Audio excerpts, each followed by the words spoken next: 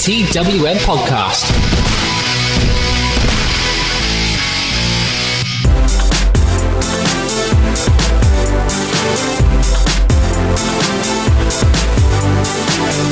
Hello, I am Matty Deller and welcome to Best of the Rest, your Friday roundup of the odds and ends in your wrestling week, back in our normal time slot.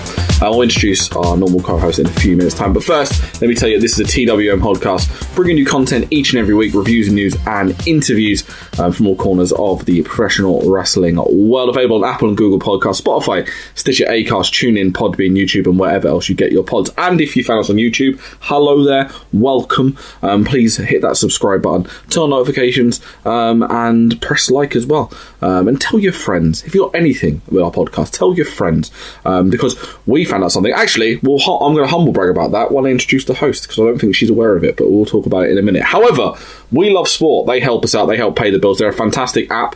They help you find your nearest sports bar, showcasing latest WWE pay-per-views and all other sports as well. Also, they don't do that in these trying times, but download the app anyway on the Apple and Google Play Store when everything's blown over. It's the best app to have when you want to go watch wrestling out and about with your friends and loved ones. But in the meantime, their social media is doing great things to keep everyone occupied at We Love Sport UK and welovesport.co. WrestleCrate still going strong. The latest box is going to have an item from AEW star Brody Lee. Just go and check that out. If you want to get up to 3 free items with your first 3 monthly boxes, use the code TWM Wrestling at wrestlecrate.co.uk. That's TWM Wrestling at wrestlecrate.co.uk. And as always, returning after a week off, joining me to talk about random things and random stuff, it is Kymmie. Hello there. Hi. Hello. Now, I was save the humble brag before we begin. It's because Reese, off of Smack Talk, made a discovery, because they've recently just launched a wrestling pod. There's now a specific genre on iTunes that is wrestling podcasts. No way. So now there's a chart, and ladies and gentlemen, we're in the top 150 podcasts in the UK. Yes, that's right. Yeah, boy. We're 82, but we are better than Taz. Which is the new tagline for all podcasts. We're better than Taz. So thank you very, very much. We were looking at a lot of stuff. Again, if you work within the radio and podcasting industry, you know that iTunes charts are an absolute pissing minefield. No one knows how they work. No one knows how they stand. And everyone who knows about it is sworn to secrecy to not tell anyone how they work. So we had a look, and we've kind of been just dipping in and up between, we were in the top 50, went down to top 100, and we've kind of leveled out in the 50 to 100 spots. So please go and tell your friends. Hello. I'm happy with that. I'm more than happy with that. Please tell your friends, leave us ratings, leave reviews. We are taking, obviously, stuff on board with stuff like this. I know sometimes, at the current time, the quality isn't exactly the best, but the problem is we're all at home, and some people haven't got radio mics with them, so they have to use headphones and stuff like that. But we are trying our best to make it sound as clear as possible and as good as possible, because we have to make do and mend in these current times. But thank you very much for everyone downloading, liking it. We've been noticing there's a massive upswing in people listening. Of course, everyone's inside, so we appreciate you. We appreciate you making that choice to come listen to us. But you don't want to hear us hot dogging and grandstanding and slapping our own backs. You want to hear us talk about some wrestles and some other things. So let's start off with a little bit of a pay-per-view, as it should be known. So, Rebellion. They decided to split it over 2 nights on Access TV with the pay-per-view. It also did mean that we had a lot of matches changed. So, this show, you kind of, bottom line is, there's one title on the line across the 2 shows, because a lot of the champions are stuck where they live. So, yeah, it's just one of those things. So we look at it for what it is. It's a shame, but we'll run through the pay-per-view. It was okay. We open with a big epic intro with a poem, which was nice. We then get OVE against Tommy Dreamer, Rhino, and their mystery partner. And their mystery partner was Crazy Steve. Crazy. Woo! Crazy Steve, who's a guy that used to wrestle for TNA, and I imagine was someone that was just a bit close, because it was a bit weird to have Crazy Steve as a mystery partner, but it was fine. Definitely. This was, I did like that his little mascot had a mask on, though. That did amuse me greatly. It was okay. Nothing to write home about. ECW wins again, because apparently they need to in 2020. Rhino wins with a gore.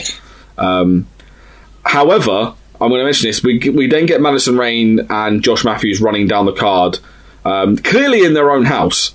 Which did make me... Yeah, that was definitely the house. There was no way. Clearly, Access, what they've done is they've sent them all the equipment. Obviously, Josh sets it all up. And then Access has sent them like one of them big like draw-up boards to put in the background. And they've like sent a box and they're like, just set this up, have this there, and this can be your commentary desk. However, they do mention, Madison Rayne does say too big for just one night. I wonder where you heard that from. Where have you heard that from? Yeah, so they run down the card. We then hear there's no Tessa Blanchard or Eddie Edwards. Eddie Edwards tells us on FaceTime why he's not there, which... It's a bit obvious. Yeah, obvious. He's got kids and stuff. Then Michael Elgin basically cuts a promo, runs down his career and says when he becomes champion, he'll be number one. And he questions their no-shows and says the show will end with him being the champion. However, they're going to do that next week. The bonus of stuff changing is the Rascals won a match. Yay! They deserved it with this match as well. I really enjoyed watching them in this match. Yeah, they're great, and I feel like they get done dirty. However, I'm looking again at Triple XL. This is like the second multi-per. This match, I imagine, wasn't meant to be happening like this. I imagine it was meant to be a tag title match, and they had to change it. But I feel bad. Like Triple XL have debuted. They've been in 2 multi-person matches, and they've not won either of them. So technically, I don't think they ate the pin. Oh, they might have actually eaten the pin in this one. So they are like. Yeah, not great for them. I mean, it was good, back and forth match. I like the Rascals. Rascals have 2 cool finishes. Like we didn't get to see the fire hot flame, which is funny when they don't hit it because in essence it just looks like Wentz is doing a moonsault like 3 feet away from someone for no reason.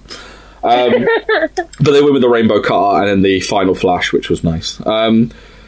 We do get a way around for the North, though, because they do announce that they're delighted to be in Canada.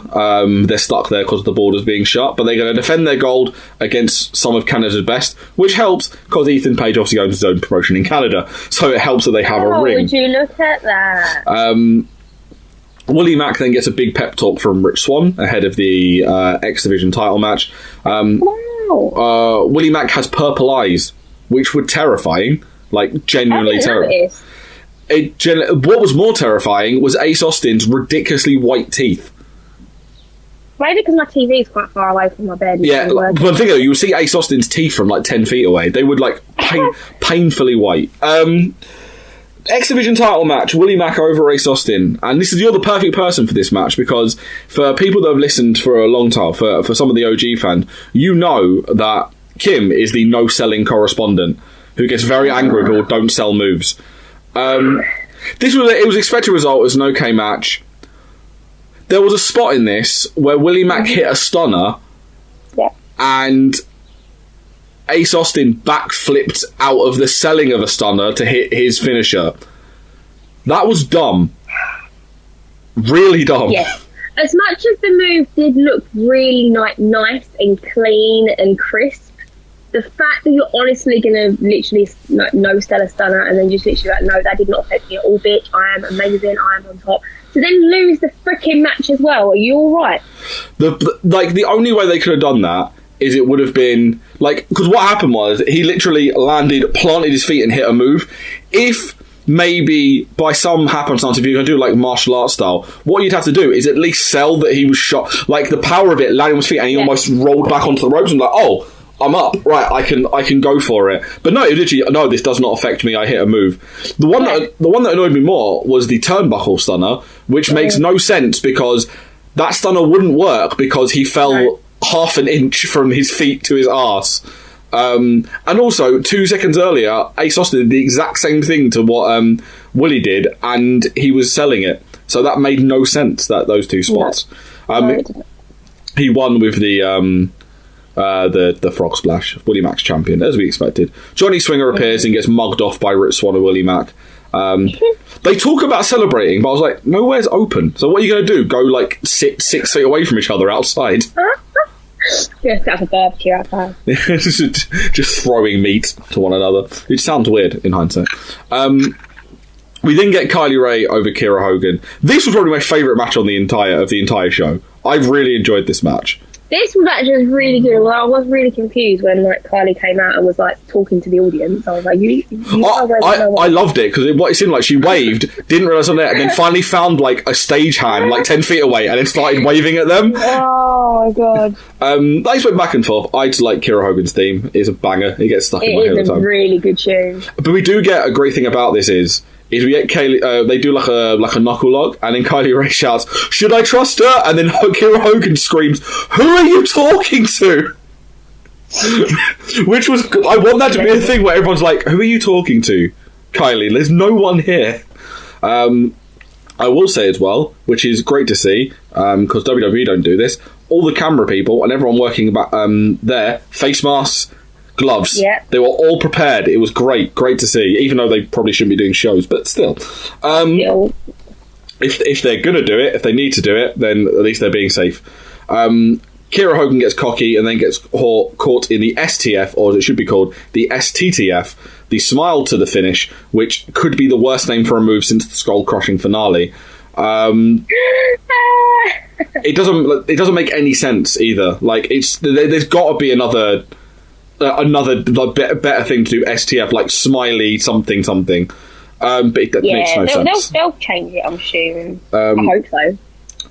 And then we realised they announced all the stuff for next week's show, and they announced there's no title matches announced for next week because Jordan Grace versus Tyra isn't happening. We're getting Havoc versus Rosemary instead.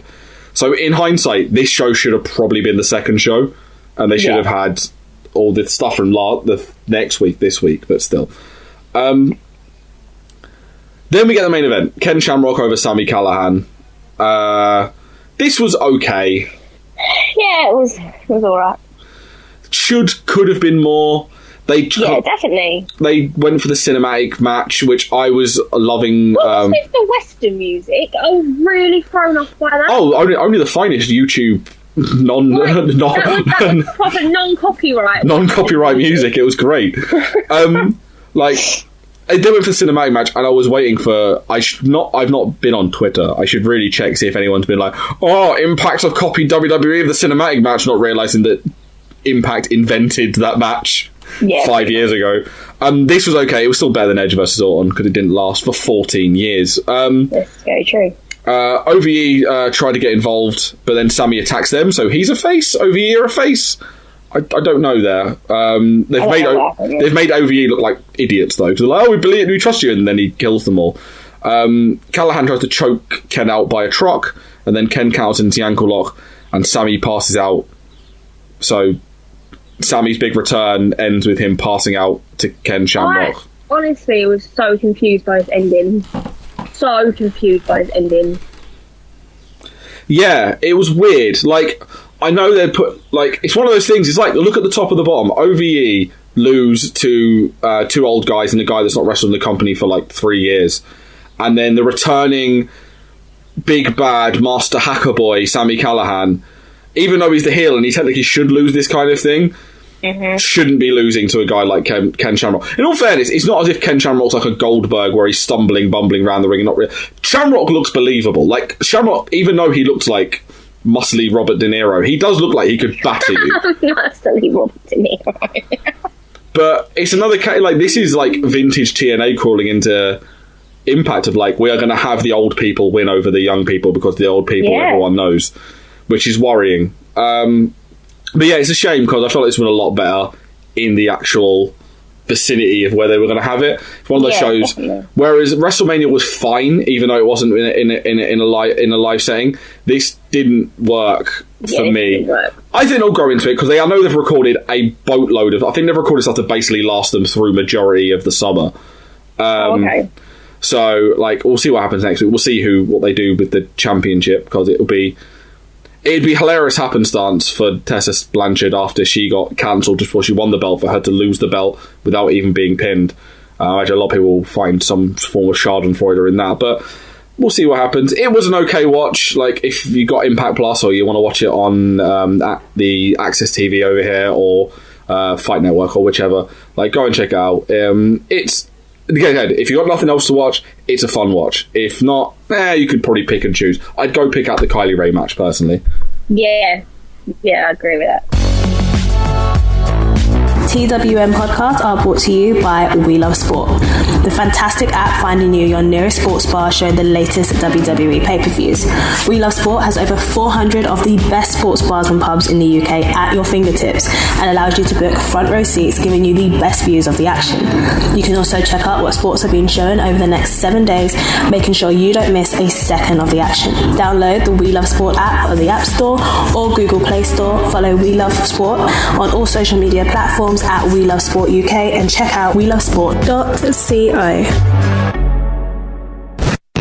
This week's episode of Dark Side of the Ring was another true crime story. I'm going to talk about this now because Dan did a little review about this and he was talking to me and he said, I didn't get into this episode. He said he felt it was a bit dry. And I was like, I don't know, because I thought it was quite a riveting, like, true crime. It was another really good true crime documentary. Well, no, I think I get what he's saying when you compare it to what the others have been before this. This was quite dry. Yeah, like, I get that point, but at the same time, like, Brawl for All was a bit more... There wasn't really any dramatic elements to it. It was more just the backstage thing. Whereas this was like a very interesting story that I didn't really know a lot about. Now, I didn't know anything about this. Like, Dino Bravo is either a name you know or you don't. No, I knew of Dino Bravo, but I just genuinely did not know about any of this. I vaguely knew about it purely because it was a passing comment on a podcast I listened to. They mentioned that's how he passed away. But the story's got a lot more to it. It's a fascinating story. We hear from a bunch of people. I thought Jacques Rougeau was PCO because it was just a big muscly guy that was bald. So I assumed that all French Canadians look the same. He also couldn't do Jim Duggan's taunt. It's meant to be ho, but he went with like he went with cautious Jim Duggan. Like whoa, it was like weird. And they speak about his time in WWF, and I was imagining being a 6-year-old child. Like his daughter was talking about, and a man walking up to your house with a snake in a bag. Can you imagine? I've had a similar experience. I've ever told you at the time that I was on a bus and someone brought a snake on. No. Right, so this is a very Essex story. For people who get this, Kim will get this, other people won't. I was getting the 62 back from Chadwell Heath, the pub near the station. Yeah. It was about 11 o'clock at night, and I was sitting there on my phone, and I look up, and a man gets on, just cradling a snake in like an open bag. Literally, almost like he's Jake the Snake Roberts. And then, I'm not even joking, 2 stops later, someone gets on, money is exchanged, and then the person that got on the bus got off with the snake. So, I was like, it was mad, like, so mad. I was like, I'm not drunk, but I'm pretty sure I just saw someone buy a snake on a bus. That was... bizarre. That happened. Legit. There is proof on my Twitter. You have to scroll back, I don't know, probably 9 years. But there was someone snake on a bus. I literally lived a Samuel L. Jackson sequel.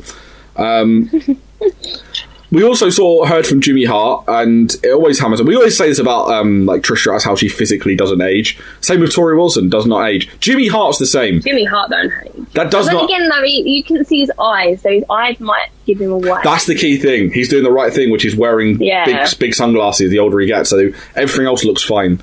We get. They talk about Dino Bravo, a wrestler who was a star in his home country that didn't find his feet in the WWE. This has never happened before. Oh my goodness, no way. But the whole thing about it was like basically a wrestler struggling to deal with life after wrestling. It's a very sad story, this one. The other thing as well is I did not know there was a lot of crime in French Canada. Nor did I. I thought like Canada was one of those places that's like all nice and they trust each other, and I think that my main thing for what there's a documentary, I think it might be in Bowling for Columbine, where he goes to Canada and he literally just walks up to people's doors and just walks in their house. And they're like, yeah, people haven't got that's a really good thing to point out, because they talk about Dino Bravo being this big guy. They talk about him battering a hockey player that played for the... It would have been the... He's a Montreal Canadiens fan, and they were the Quebec Nordiques, maybe? I can't remember. I'm vaguely familiar with hockey.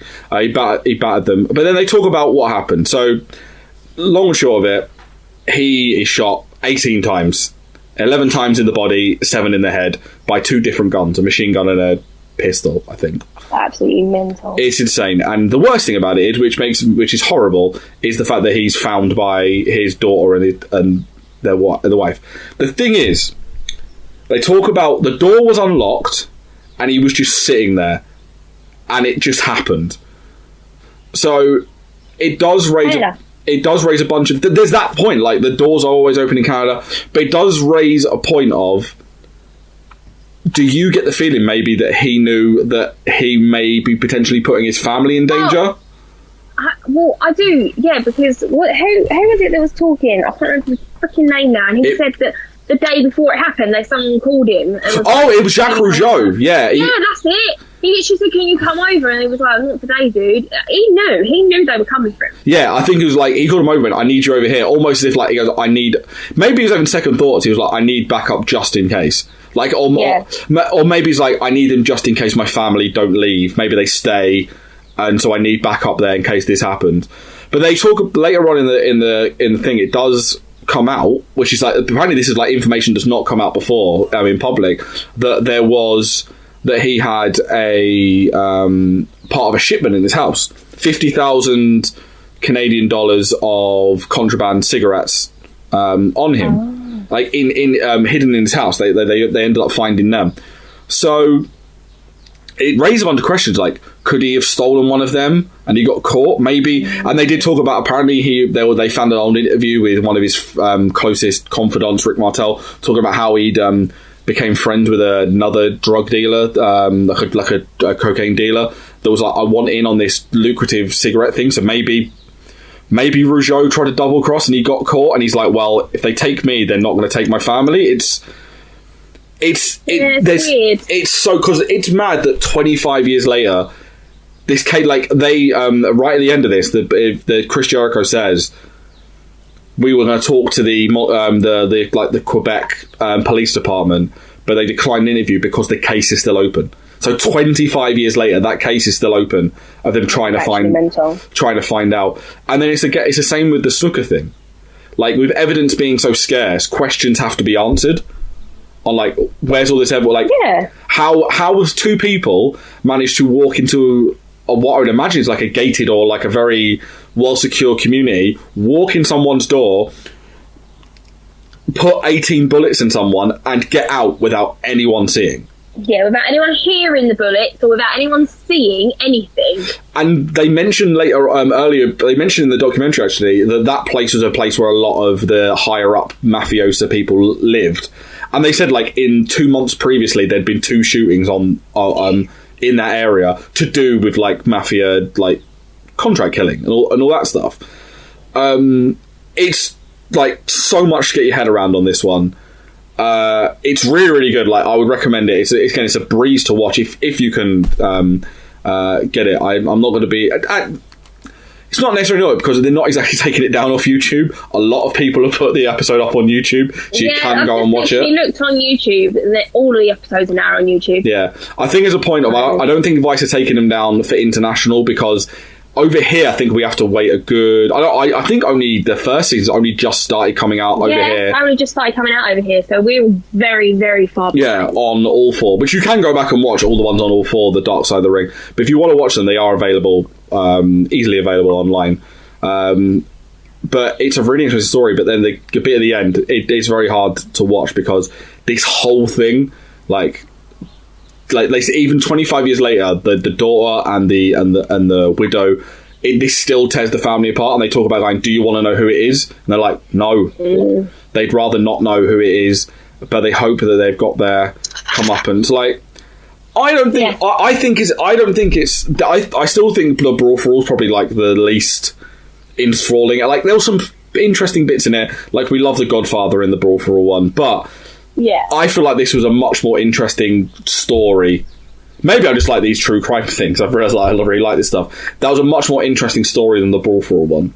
I think it's probably that one. You're more into true crime. Now, I don't know what the next episode is. We will be covering it, of course, on TWM. We always do our things we learned from the Dark Side of the Ring series. And I want to say it might be a David Schwartz one, but I am going to literally, through the miracle of the internet, I am going to type Dark Side of the Ring season 2, and it should come up. Yeah, it's David Schultz and the Slap Heard Around the World, which is going to be very, very. Yeah, that's the David Schultz, and that's about interviewer getting smacked in the face by a wrestler for calling it fake. So I'm very interested in that. There's a lot of really, really cool episodes coming up. But yeah, really, really fascinating stuff. If you want to, it's very well done. I think I've said this before. It's very well edited, very put together, and Chris Jericho is a fantastic narrator of these things. He's so good at kind of like laying out the story very, very clearly. Yeah, so big thumbs up this episode. I enjoyed it.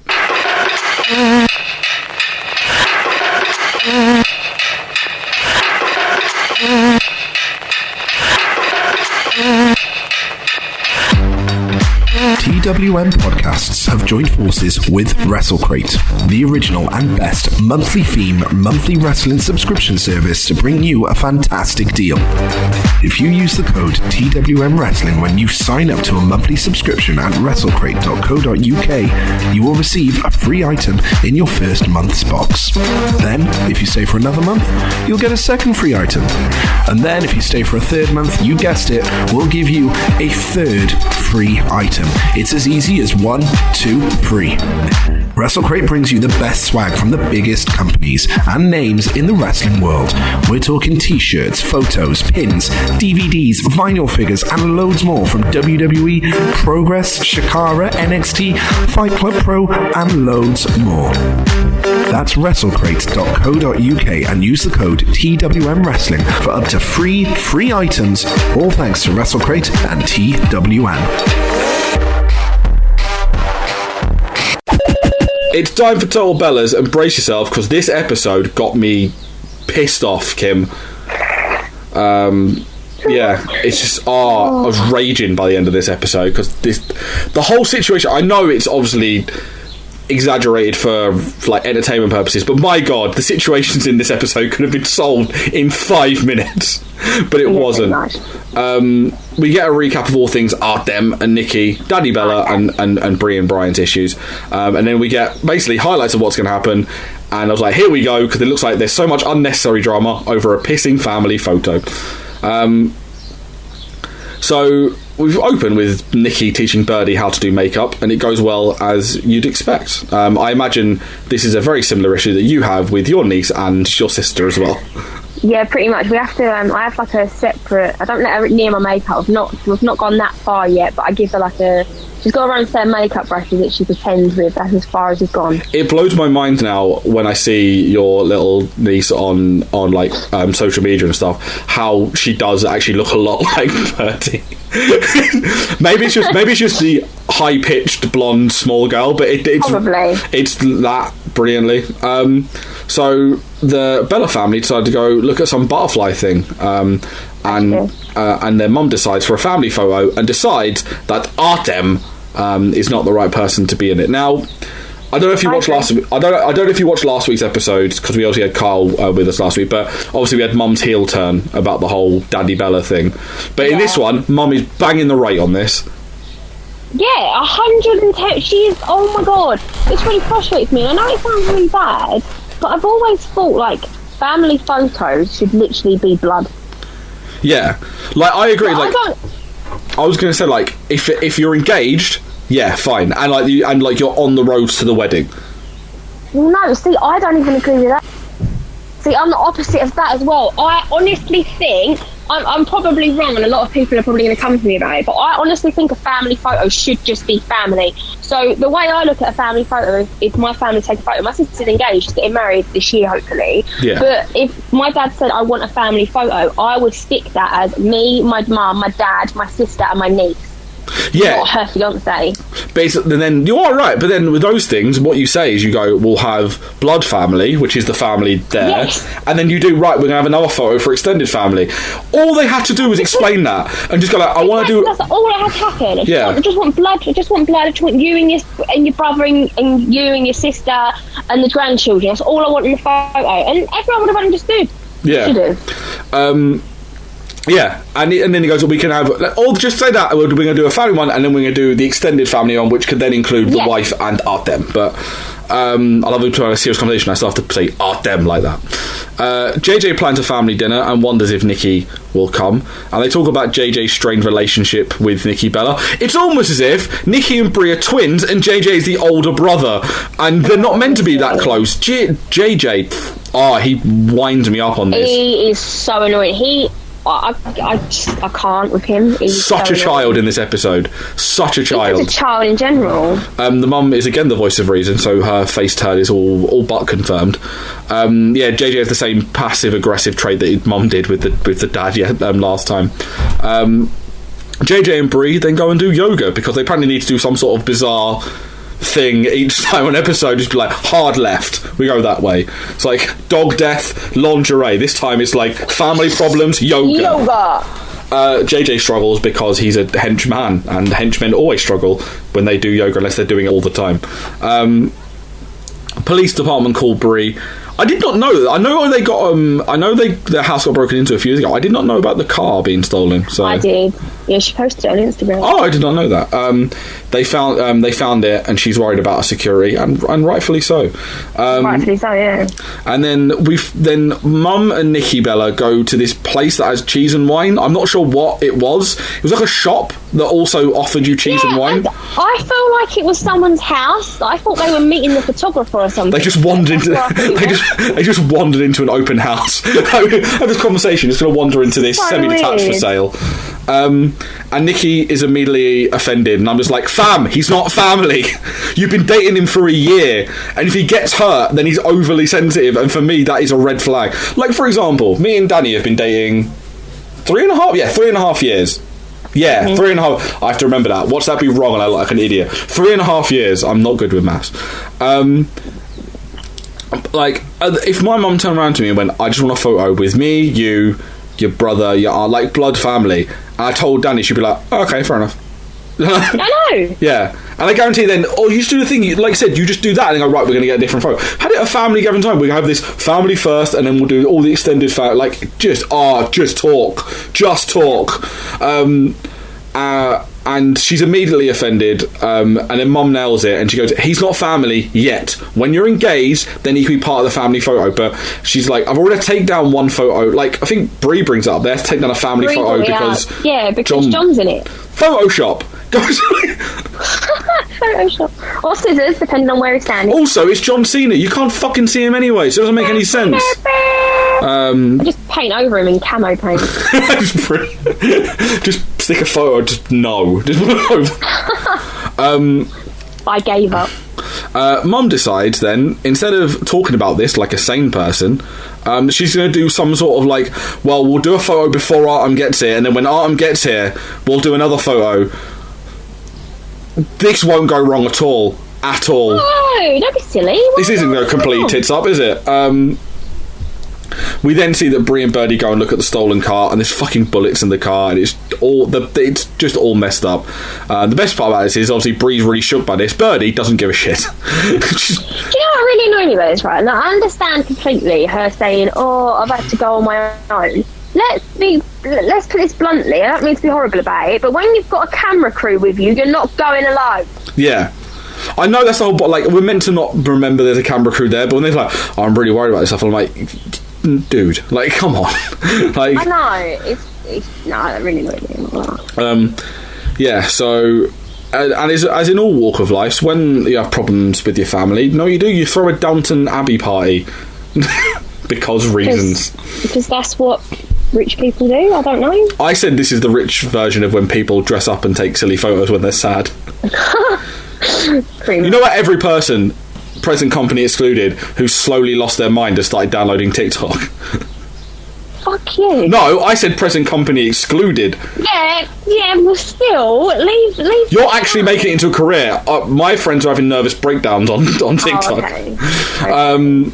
They drink. I also met a man on TikTok. TikTok's like a dating website as well. Yeah, no, I saw this. I think I swear I know his face, and I swear I've seen people on YouTube. I swear he's one of the ones that people say, well, he's one of those people from TikTok. But we'll talk about that now. We'll talk about it off pod. They drink, JJ throws shade, and Artem teaches them how to dance. Mum is now just feeling guilty. Just talk! Use words! For the love of God! Talk! They act like children, don't they? But then, if it doesn't get any worse, Bree decides to go and tell Nikki about all of JJ's issues, because that will make the situation better by stirring the argument. Just talk! Use words! Fuck's sake! Oh, but then Lauren hears them talking, so this is where the all narrative begins. But before that, we get a bit about Bree struggling with Brian. Nikki hasn't been feeling right. Bree opens up with all this stuff and says she has really bad anxiety about it all, which is completely fair enough, no question. Then we have JJ and Lauren, and another character called Maya. I have no idea who that is. I don't know who that is. She might be like Lauren's sister or something. Nikki hasn't turned up yet. Meanwhile, at a restaurant, Nikki and Artem are there, and Nikki and the waitress make him dance for pie. This was weird. This is awful TV. Awful. Yeah. Just like, oh, dance for pie? Okay, I'll dance. It's just like, yeah, again. Dance, foreign boy, dance. You want pie? You dance. You dance for pie. We now know what the name of the podcast is going to be. You dance for pie. Dance for pie. They are officially fobbing the dinner off, and Nikki is pissed off with all the comments about all that, and then all the Artem stuff as well. I can see her point, because I imagine she feels massively put out by it. But the key phrase, again, is just talk, use words. Yeah, he's just literally use words. And then they discuss the simple fact that that she's a twin and he's an older brother. You know, the standard brother-sister dynamic where they don't normally get, like, I genuinely, honestly, if I see a brother and sister that are, like, immediately really close, immediately tight, I immediately get dodgy vibes about them. Like, I can't remember, what were their name? They were on X Factor many years ago. Same difference. They're a brother and sister team that were like just really close and really good friends, and immediately you just get that episode of the of Friends. Do you remember that one where the brother and sister were like way too close? Oh yeah. And they end up in the bath together. Yeah, it's just not on. It's weird. Bree then makes a bad situation worse. JJ finds out and kicks off. Well done, Bree. You've managed to make this ridiculous.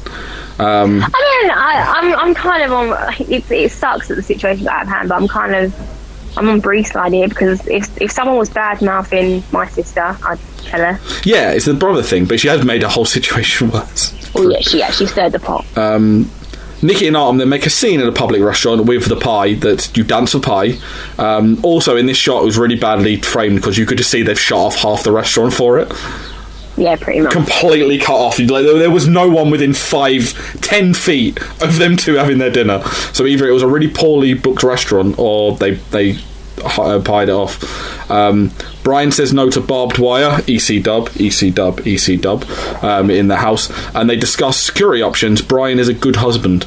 He is a good husband. I feel like both of their hearts are in the right place, but I don't I think we're going to find out that Bree didn't expect Brian to be going back to the ring. I think she mentally prepared for him to be like at home all the time, and then he's like, oh, I'm cleared, and she's like, oh, great, so I'm at home while you're travelling sick.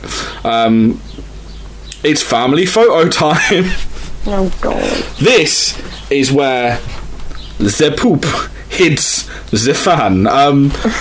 They're in a desert on an extremely overcast day, which if any idiot looked at that would be like, it's going to rain in the next 10 minutes. If any good photographer looked at that, they'd say, we're postponing it. Yeah. Everyone's running like to an exact time. JJ and Lauren are just like, we have to leave in half an hour, and the twins are late. They're also going to try and do the double photo, and no one wants to be there. This is going brilliantly. What add to that, JJ is being a world-class dickhead. Oh, he's a prick. He's such a prick. Just throwing abuse at Nikki for no reason, rather than going, can we talk about this later? Just talk. Use words. I feel like I'm saying that, it's like, stay home, Protect the NHS. Save life. Just talk. Use words. It's bubbling over, bubbling over, bubbling over. And here we go. JJ and Nikki kick off. Ding, ding, ding. Mum gets involved, and she does what she does every single time. The moment the argument gets good, laters. JJ and Nikki go at it. Johnny Ace comes in, tries to do some talent relations. It doesn't work. Voice. Every time I hear his voice, it makes me laugh. Oh, guys, you can't stop it. We're going to put you in a tag team match. Just your siblings are supposed to love each other. And then JJ says, and then in like a confessional, he goes, when you get guilty, you get defensive. Just like you did. You're saying... He literally got defensive the moment she argued back with him. And then we get...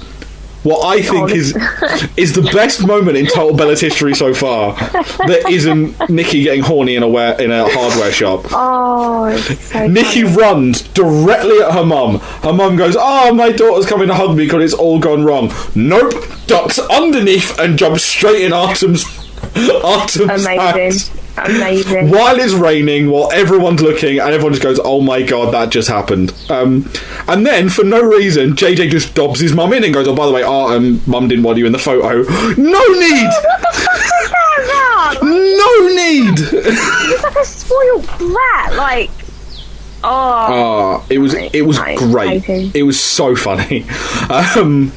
So a week later, Mum tries to do some damage control at a zoo. And then Nikki makes the most inappropriate joke about it when they go, "Can we have a photo?" And she's like, "Can Artem be in it?" Which is AKA the me special. Mum finally, literally after 10 days, explains it. And of course, because Artem's a rational human being, he gets it, and he's like, "Oh, that's fair enough." Funny that. Do you reckon that's what happens when you actually communicate? Yeah, talk. In 3 minutes, they sorted this. Mum then brought up them getting engaged, and then Artem feigns proposing because Artem is also the king of banter. That's not funny though. That was brilliant because he clearly did it because she realised how awkward it was. I love that. I thought it was really funny.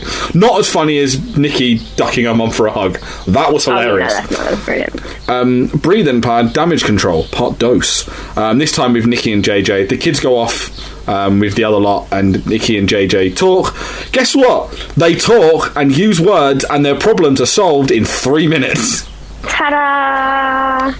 A 45-minute episode and a week-long row was solved in under 10 minutes because just talk, use words, dance. Reality TV. I was going to say, just talk, use words, dance for pie. Next week, Nikki Bella applies for WWE backstage, which is something I did not know about. Artem feels Nikki is controlling his life, and we see more issues between Brian and Brie. Dum, dum, dum. So yeah, that was Total Bellas, and that is Best of the Rest for this week. So next week we've got the Dark Side of the Ring with David Schultz. We've got the second part of Rebellion, and then we've got this really cool episode of Total Bellas. Exciting times indeed. Twitter, Facebook, Instagram at TWM Wrestle. Subscribe to us on iTunes, and Apple Podcasts, Stitcher, Spotify, TuneIn, Acast, Podbean, YouTube, all that good stuff. Keep an eye on TWM.news. We've got loads of fun stuff. We've got a great TWM Talks coming up on Monday. I'm not going to say who it is, but it's What if TWM got a TikTok and we just recreated old... Kim, if you want to do that, go for your life, love. Like, I'm not touching TikTok with a 10-foot barge pole. So, famous last word when eventually, about month 3 kicks in, I eventually download it. Weeks, guys, I'll get him on TikTok.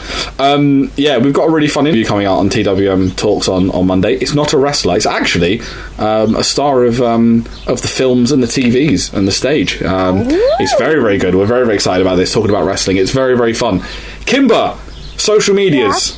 What are they? Discuss. Instagram, Twitter, TikTok at Kymmie A. Twitter, Instagram, Farmers Only, Christian Mingle, all at Matty ID. I know what Farmers Only is, I'm aware of it. Anyway, enjoy yourself, stay safe, wash your hands, we love you all, thank you and goodbye. Bye. Coronavirus.